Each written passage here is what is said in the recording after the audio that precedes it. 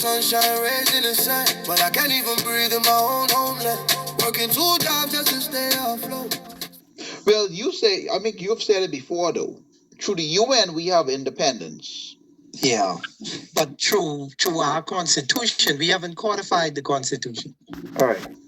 Meaning that we haven't aligned the laws to make sure that we have independence. Right. Because it was designed for self-governance, not independence. We obtained full internal self-government with the cabinet system of government in 1964. Because it was designed for self-governance, not independence. Because it was designed for self-governance, not independence. So there has to be a comprehensive overhaul of the Constitution to grant the people independence and self-governance. See, self-governance for Sir Lyndon them was us group of people, we want to control this place. Right. Bahamians got stuck on the politics, but it was always economics for Pinland and his crew. Because the competition was always, okay, the Bay Street boys, they had a monopoly in the country. They ran everything, they controlled everything. When the PLP came in place, their intention was only to replace the Bay Street boys. We obtained full internal self-government with the cabinet system of government in 1964.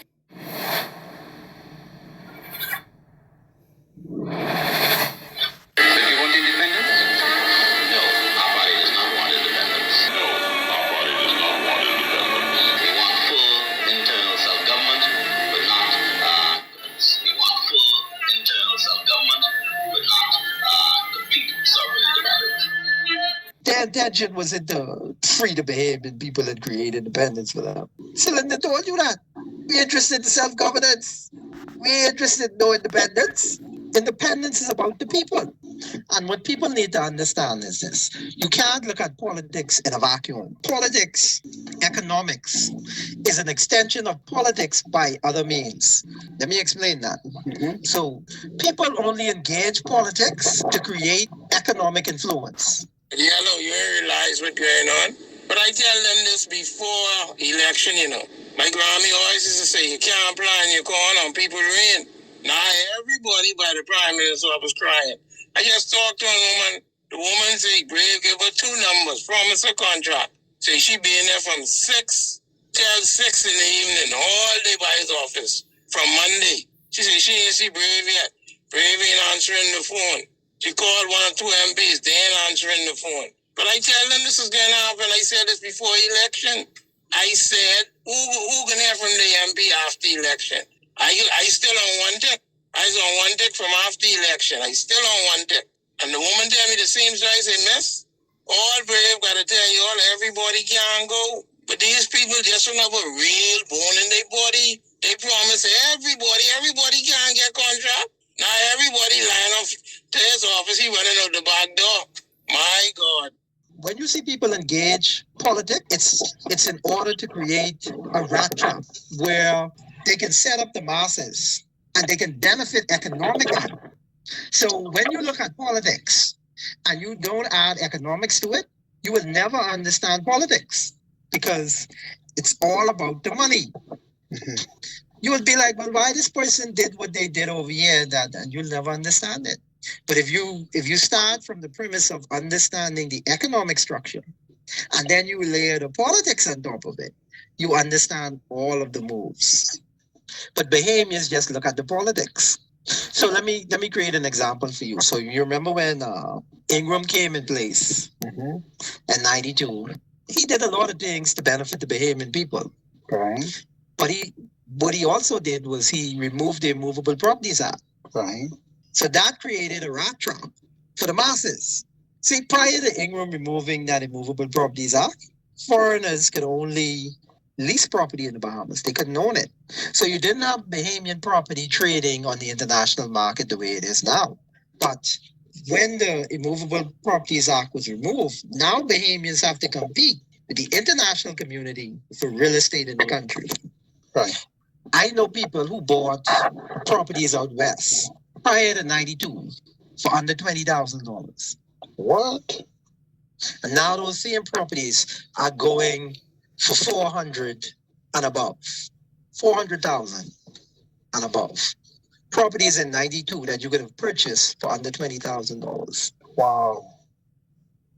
Prior to 92, you could have scrapped $5,000 and buy a piece of property just about anywhere. Right.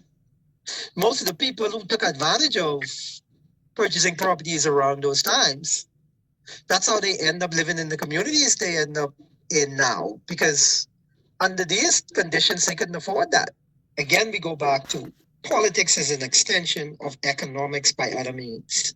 So that was purely economics, the removal of that Immovable Properties Act.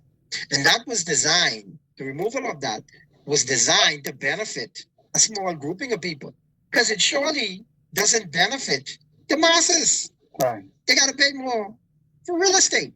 So why would Ingram do something like that? Real estate companies, you'll find that Ingram Christie and Co., they are lawyers. And then you'll find a lot of their family members.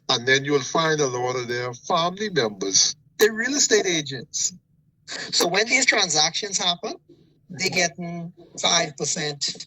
The lawyer firm get between 3 and 5%. The agent, the real estate dealer or agent, gets another 5%. And the higher the property value is, the more they get in terms of commissions. Yeah.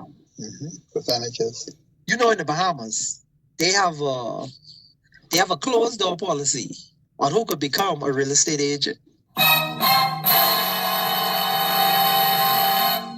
Okay, a private entity institutes the real estate exam, but you don't have any oversight when you take the exam to determine whether you pass or fail. They just will come out and tell you fail or pass. Oh. Researcher June, you'll see, I know people who are in the industry, and it's a closed market if you want to become an agent or a dealer. You take a blind exam, and all they do, they don't even give you results. They just come out and tell you whether you pass or fail. There's no oversight or no transparency in that whole process. So if they don't want you in that arena, you could never enter that arena. Wow. And that's designed to keep the ordinary people out of that arena. And that's a closed market that creates privileges for a certain group of people. And you'll find that most of these politicians and their children, they are what you call corporate lawyers, real estate lawyers. And their children are real estate agents.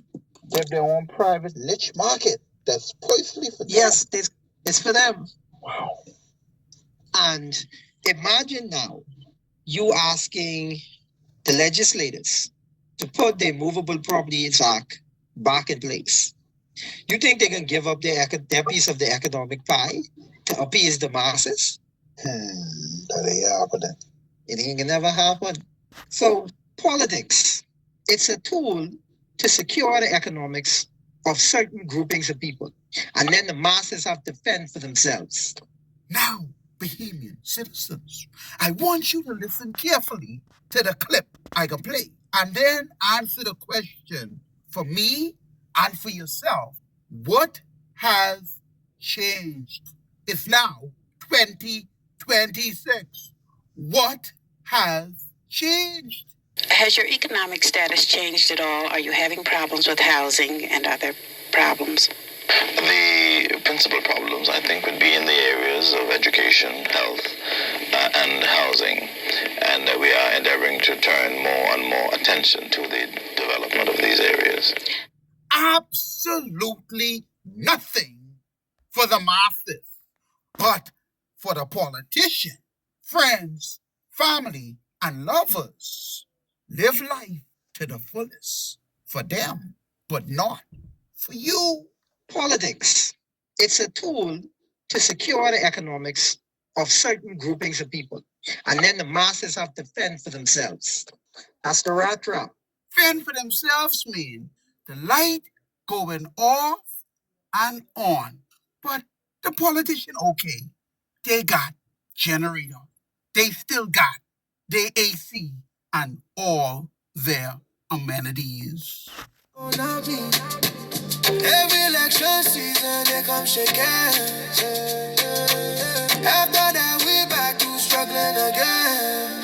Take the boot off my neck. Let my people rise to respect. We tired of the stress, tired of the neglect.